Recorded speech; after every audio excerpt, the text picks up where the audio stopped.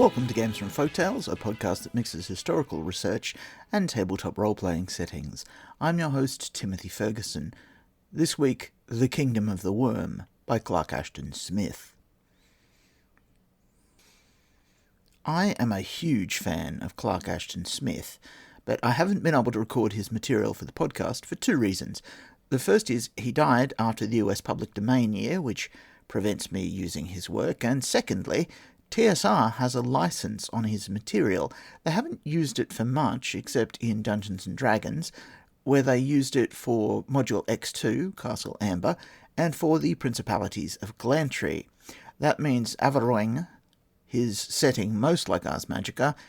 is fenced off from us. There is a little loophole, though, in American copyright law, and we're about to drive a truck through it. Some of his work was not accepted by major publishing houses, so he sent it to fanzines, which since folded, and they didn't renew their rights to the stories as was required by American copyright law at the time. That means that I can present this story, this monster, and perhaps an initiation ritual for the descendants of the Arch-Necromantrix, Guano the Fetid. The Kingdom of the Worm by Clark Ashton Smith. This tale was suggested by the reading of The Voyages and Travels of Sir John Maundeville, in which the fantastic realm of Abchaz and the darkness-covered province of Hanasan are actually described. I recommend this colourful 14th century book to lovers of fantasy. Sir John even tells, in one chapter, how diamonds propagate themselves. Truly the world was a wonderful place in those times, when almost everyone believed in the verity of such marvels. Now, in his journeying, Sir John Maundeville had passed well to one side of that remarkable province in the kingdom of Abchaz, which was called Hanasan, and, unless he was greatly deceived by those of whom he had inquired the way, could deem himself within 2 days' travel of the neighbouring realm of Georgia.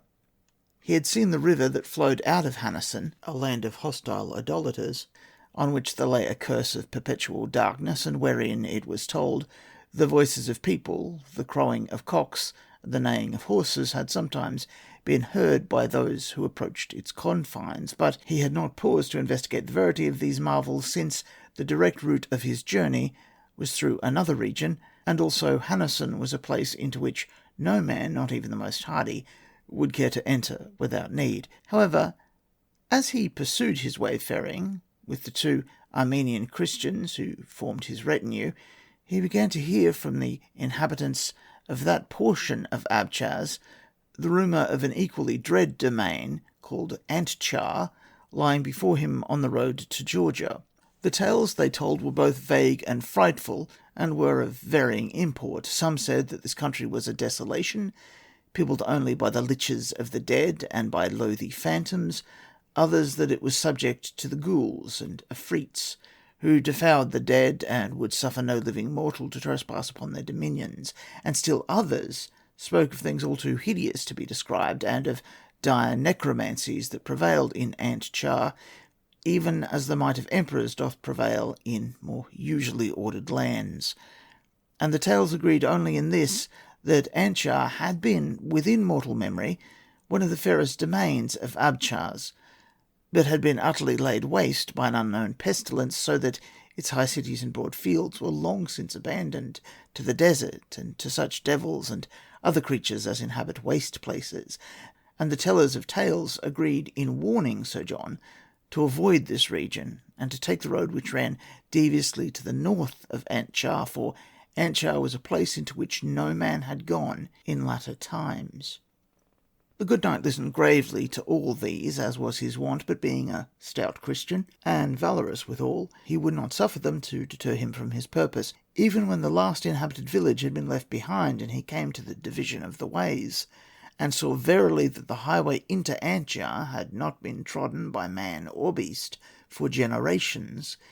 He refused to change his intention, but rode forward stoutly, while the Armenians followed with much protest and some trepidation. Howbeit he was not blind to the sundry disagreeable tokens that began to declare themselves along the way. There were neither trees, herbs, nor lichens anywhere, such as would grow in any wholesome land, but low hills mottled with the leprosy of salt, and ridges bare as the bones of the dead. Anon he came to a pass where the hills were straight and steep on each hand, with pinnacled cliffs of a dark stone crumbling slowly into dust, and taking shapes of wild horror and strangeness, of demonry and satanry as they crumbled. There were faces in the stone, having the semblance of ghouls or goblins, that appeared to move and twist as the travellers went by, and Sir John and his companions were troubled by the aspect of these faces, and by the similitudes which they bore to one another. So much alike, indeed, were many of them, that it seemed as if their first exemplars were preceding the wayfarers to mock them anew at each turn, and aside from those which were like ghouls or goblins, there were others having the features of heathen idols, uncouth and hideous to behold, and others still that were like worm-gnawed visages of the dead, and these also appeared to repeat themselves on every hand in a doubtful and wildering fashion. The Armenians would have turned back, for they swore that the rocks were alive and endowed with motion in a land where naught else was living, and they sought to dissuade Sir John from his project. But he said merely, "Follow me, and ye will," and rode onward among the rocks and pinnacles. Now, in the ancient dust of the unused roads, they saw the tracks of a creature that was neither man nor any terrestrial beast, and the tracks were of such unwonted shape and number, and were so monstrous withal, that even Sir John was disquieted thereby, and perceiving them, the Armenians murmured more openly than before. And now, as they still pursued their way, the pinnacles of the pass grew tall as giants, and were riven into the likeness of mighty limbs and bodies, some of which were headless, and others with heads of Typhoean enormity, and their shadows deepened between the travellers and the sun, to more than the umbrage of shadows cast by rocks. And in the darkest depths of the ravine, Sir John and his followers met a solitary jackal, which fled them not in the manner of its kind, but passed them with leisurely pace, and bespoke them with articulate words in a voice hollow and sepulchral as that of a demon, bidding them to turn back, since the land before them was an interdicted realm. All were much startled thereat, considering that this was indeed a thing of enchantment for a jackal to speak thus, and, being against nature, was foreominous of ill and peril. And the Armenians cried out, saying they would go no further, and when the jackal had passed from sight, they fled after it, spurring their horses, like men who were themselves ridden by devils. Seeing them abandon him, Sir John was somewhat wroth, and also he was perturbed by the warning of the jackal, and he liked not the thought of faring alone into Antjar, but, trusting in our Saviour to forfend him against all harmful enchantments and the necromancies of Satan, he rode on among the rocks till he came forth at length from their misshapen shadows, and emerging thus, he saw before him a grey plain that was like the ashes of some dead land under extinguished heavens. At sight of this region his heart misgave him sorely, and he misliked it even more than the twisted faces of the rocks and the riven forms of the pinnacles, for here the bones of men, of horses and camels, had marked the way with pitiable whiteness, and the topmost branches of long dead trees arose like supplicative arms from the sand that had sifted upon the older gardens. And here there were ruinous houses with doors open to the high-drifting desert, and mausoleums sinking slowly into the dunes. And here, as Sir John rode forward, the sky darkened above him, though not with the passage of clouds or the coming of the simoon, but rather with the strange dusk of midmost eclipse, wherein the shadows of himself and his horse were blotted out, and the tombs and houses were wan as phantoms. Sir John had not ridden much further when he met a horned viper, or cerastes, crawling toilsomely away from Antjar in the deep dust of the road, and the viper spoke as it passed him, saying with a human voice, "Be warned, and go not onward into Antjar, for this is a realm forbidden to all mortal beings except the dead."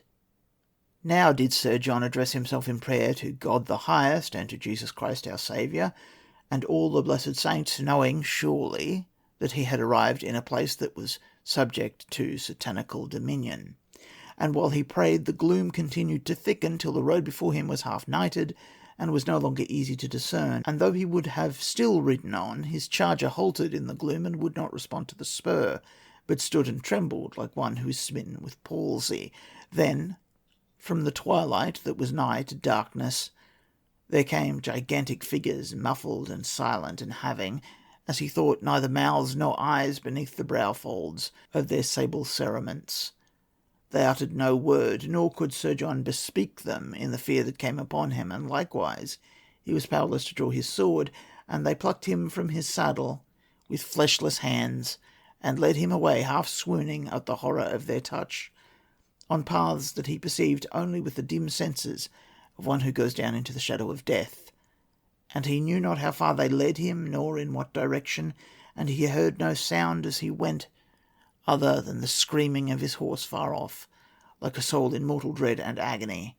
For the footfalls of those who had taken him were soundless, and he could not tell if they were phantoms or haply were veritable demons. A coldness blew upon him, but without the whisper or soughing of wind, and the air he breathed was dense with corruption, and such odours as may emanate from a broken charnel. For a time, in the faintness that had come upon him, he saw not the things that were standing beside the way, nor the shadowed shapes that went by in a funereal secrecy. Then, recovering his senses a little, he perceived that there were houses about him, and the streets of a town, though these were but scantly to be discerned in the night that had fallen without bringing the stars. Howbeit he saw or deemed that there were high mansions and broad thoroughfares and markets, and among them, as he went on, a building that bore the appearance of a great palace, with a facade that glimmered vaguely, and domes and turrets half swallowed up by the lowering darkness. As he neared the facade, Sir John saw that the glimmering came from within, and was cast obscurely through open doors and between broad-spaced pillars.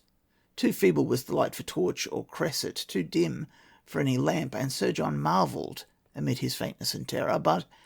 when he had drawn closer still, he saw that the strange gleaming was like the phosphor bred by the putrefaction of a charnel. Beneath the guidance of those who held him helpless, he entered the building. They led him through a stately hall, in whose carven columns and ornate furniture the opulence of kings was manifest, and thence he came into a great audience room, with a throne of gold and ebony set on a high dais, all of which was illumined by no other light than the glimmering of decay. And the throne was tenanted not by any human lord or sultan, but a grey prodigious creature of height and bulk exceeding those of a man, and having in all its over-swollen form the exact similitude of a charnel worm. And the worm was alone, and except for the worm and Sir John, and those beings who had brought him thither, the great chamber was empty as a mausoleum of old days, whose occupants were long since consumed by corruption. Then, standing there, with a horror upon him such as no man had ever envisaged, Sir John became aware that the worm was scrutinizing him severely, with little eyes deep folded into the obscene bloating of its face, and then, with a dreadful and solemn voice, it addressed him, saying, "I am King of Antchar, by virtue of having conquered and devoured the mortal ruler thereof, as well as all those who were his subjects. Know then that this land is mine, and that the intrusion of the living is unlawful, and not readily to be condoned. The rashness and folly thou hast shown in thus coming here is verily most egregious, since thou wert warned by the peoples of Abchaz, and warned anew by the jackal and the viper, which thou didst meet on the road into Antchar. Thy temerity hath earned a condign punishment, and before I suffer thee to go hence, I decree that thou shalt lie for a term among the dead, and dwell as they dwell in a dark sepulchre, and learn the manner of their abiding, and the things which none should behold with living eyes. Yea, still alive, it shall be thine to descend and remain in the very midst of death and putrefaction for such length of time as seemeth meet to correct thy folly and punish thy presumption." Sir John was one of the worthiest knights in Christendom, and his valour was beyond controversy. But when he heard the speech of the throned worm, and the judgment that had passed upon him, his fear became so excessive that once again he was nigh to swooning, and still in this state he was taken hence by those who had brought him to the audience room, and somewhere in the outer darkness, in a place of tombs and graves and cenotaphs, Beyond the dim town he was flung into a deep sepulchre of stone, and the brazen door of the sepulchre was closed upon him. Lying there through the seasonous midnight, Sir John was companioned only by an unseen cadaver, and by those ministrants of decay who were not yet wholly done with their appointed task. Himself, as one half dead, in the sore extremity of his horror and loathing, he could not tell if it were day or night in Antchar, and in all the term of endless hours that he lay there he heard no sound other than the beating of his own heart, which soon became insufferably loud, and oppressed him like the noise and tumult of a great throng. Appalled by the clamour of his heart, and affrighted by the thing which lay in perpetual silence beside him, and whelmed by the awesomeness and dire necromancy of all that had befallen him, Sir John was prone to despair, and scant was his hope of returning from that imprisonment amid the dead, or of standing once more under the sun as a living man. It was his to learn the voidness of death, to share the abomination of desolation, and to comprehend the unutterable mysteries of corruption. And to do all this, not as one who is a mere insensible cadaver, but with soul and body still inseparate. His flesh crept and his spirit cringed within him, as he felt the crawling of worms that went avidly to the dwindling corpse, or came away in glutted slowness. And it seemed to Sir John, at that time and at all times thereafter, that the condition of his sojourn in the tomb was verily to be accounted a worse thing than death. At last, when many hours or days had gone over him, leaving the tomb's darkness unchanged by the entrance of any beam or the departure of any shadow, Sir John was aware of a sullen clangour, and knew that the brass door had been opened, and now, for the first time, by the dimness of twilight that had entered the tomb, he saw, in all its piteousness and repulsion, the thing with which he had abode so long. In the sickness that fell upon him at this sight, he was haled forth from the sepulchre by those who had thrust him therein, and fainting once more with the terror of their touch, and shrinking from their gigantic shadowy stature, and cerements whose black folds revealed no human visage or form, he was led through Antchar, along the road whereby he had come, into the dolorous realm. His guides were silent as before, and the gloom which lay upon the land was even as when he had entered it, and was like the umbrage of some eternal occultation. But at length,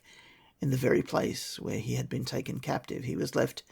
to retrace his own way, and to fare alone through the land of ruinous gardens toward that defile of the crumbling rocks. Weak though he was from his confinement, and all amazed with the things that had befallen him, he followed the road till the darkness lighted once more, and he came forth from its penumbral shadow beneath a pale sun, and somewhere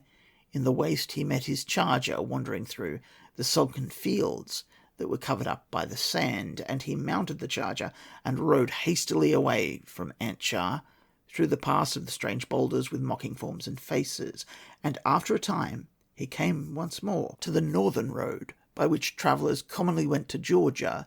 and here he was rejoined by the two Armenians who had waited on the confines of Antchar, praying for his secure deliverance.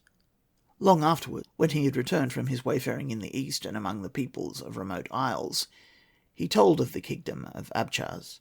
in the book that related his travels, and also he wrote therein concerning the province of Hanasan, but he made no mention of Antchar, that kingdom of darkness and decay ruled by the throned worm. Statistics eventually. Your saga may vary.